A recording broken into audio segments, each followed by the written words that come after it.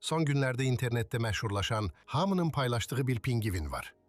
Videoda pingvin öz sürüsünden ayrılır ve yemeğin, suyun olduğu tarafa yok, tam eks tarafa, dağlara doğru gelir. Bəs niye?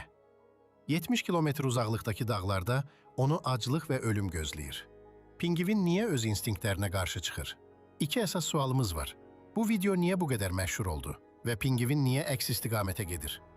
İlk sualdan başlayaq. Bu görüntüler 2007 yılda çekilmiş Werner Herzog'un Encounters at the End of the World adlı senedli filminden bir hissedir.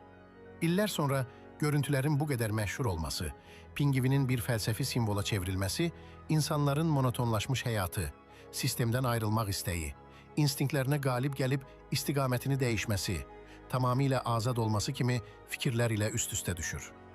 Bu kısa video, cesaret, azadlıq, sessiz üsyan, həyatdan qopmaq, içimizdə yaranan boşluqlar kimi fəlsəfi fikirləri simbolize edir. Qısaca desək, insanlar bu nihilist pingvində öz arzularını, istəklərini görürlər. Ona görə onu sevirlər və paylaşaraq məşhurlaşdırırlar.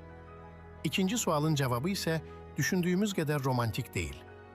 Alimler bildirir ki, ne kadar nadir bir hal olsa da pingvinlerde bu cür davranışlar müşahede edilir.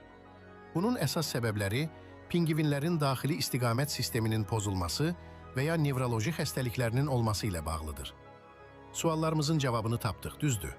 Amma hələ də içimizdə bizi o dağa aparan qaranlıq hissə öz mövcudluğunu davam etdirir.